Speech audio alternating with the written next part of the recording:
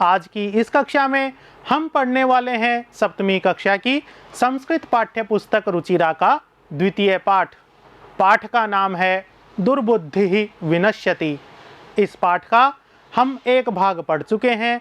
आज हम दूसरे भाग का अध्ययन करेंगे। पहले भाग में हमने कथा का कुछ भाग पढ़ लिया है। अब हम आगे कथा में प्रवेश करते हैं।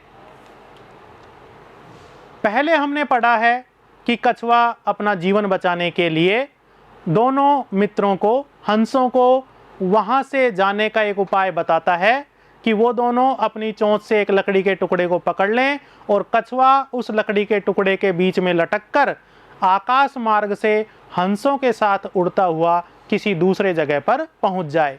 अब आगे क्या होता है, आइए पढ़ते हैं। हंसौ अकथयताम, दोनों हंसों ने कहा।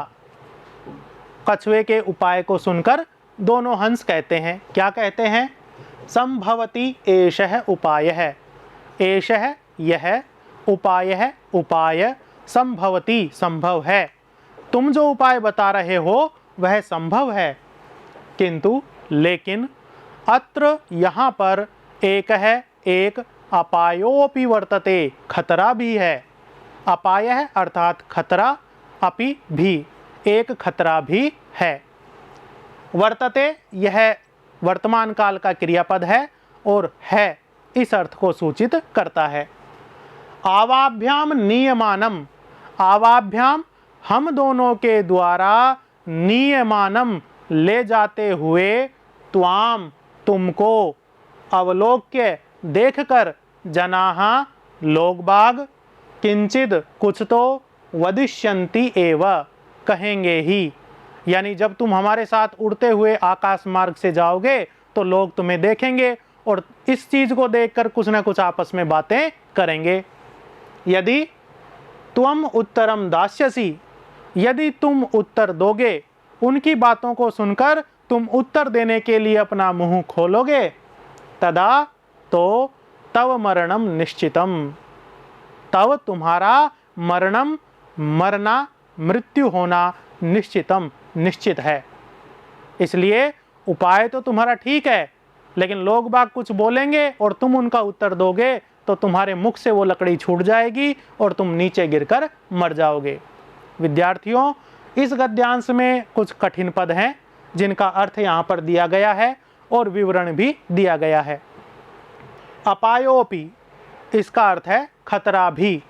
यहाँ पर पूर्व रूप संधि है और संधि विच्छेद करने पर अपाय है, अपि, ये दो पद प्राप्त होते हैं।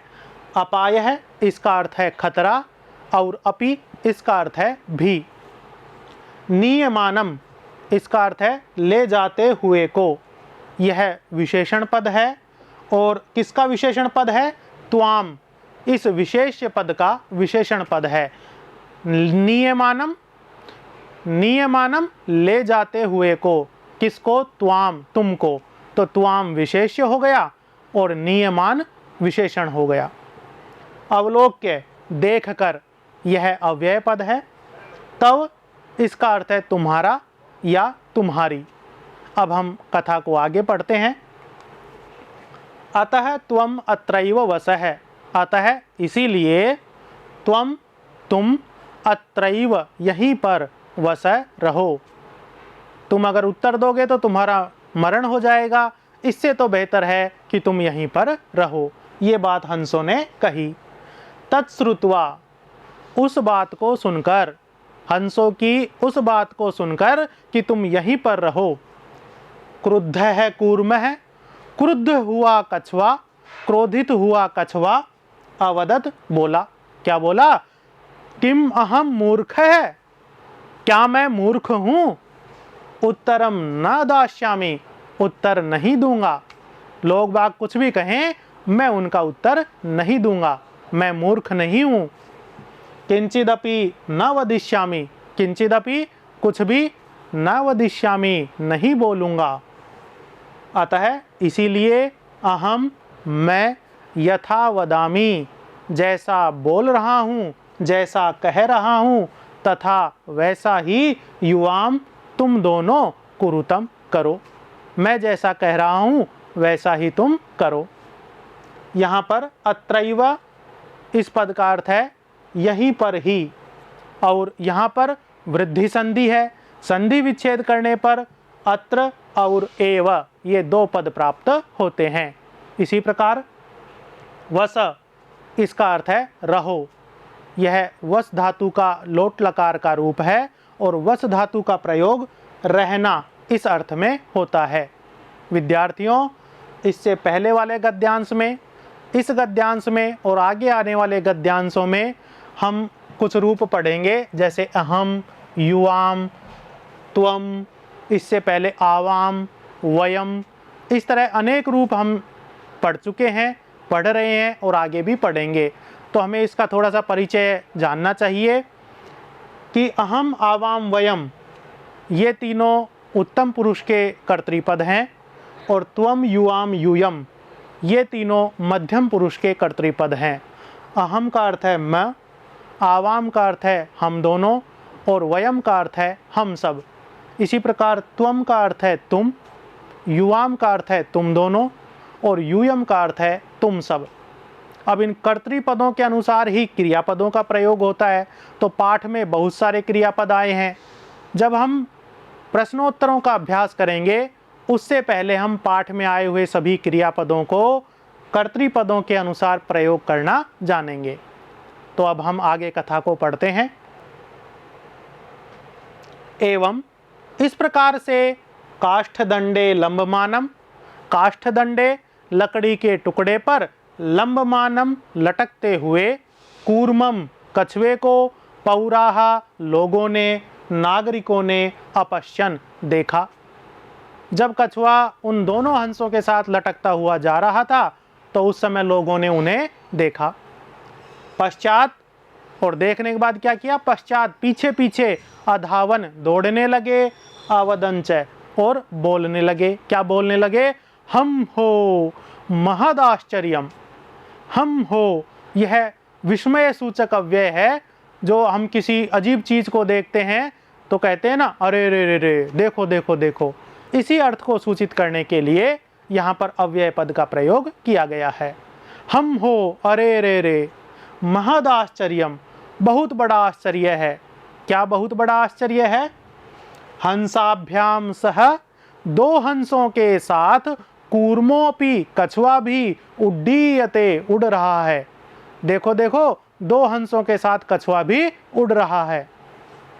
कश्चिद वदति उनमें से कोई बोलता है। क्या बोलता है, यद्ययम यदि यह, कूर्म है कछुआ, कथमपि किसी भी तरह से, निपतति नीचे गिर जाए, तदा तो, अत्रैव पक्त्वा, अत्रैव यहीं पर ही, पक्त्वा पका करके, खादिष्यामि खा जाऊंगा। ऐसा किसी एक व्यक्ति के मन में आया और उसने ये बात लोगों से कही।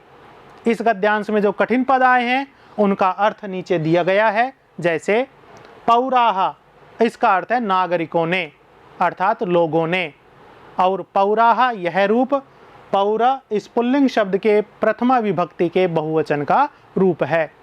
इसी प्रकार उड्डीयते, इसका अर्थ है उड़ रहा है।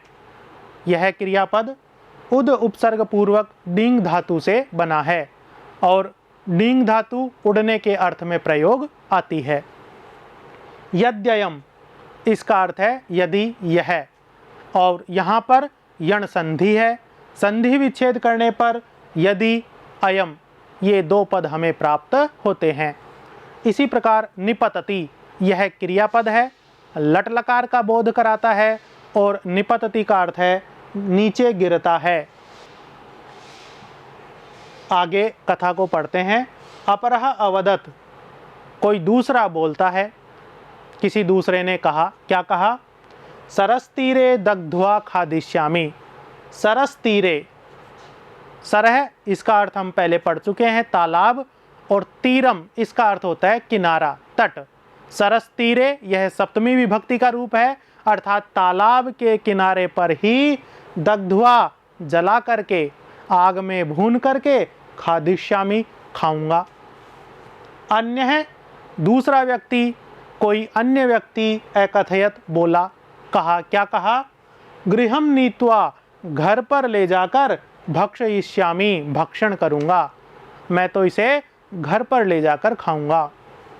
इति, इस प्रकार लोग आपस में बातें करने लगे।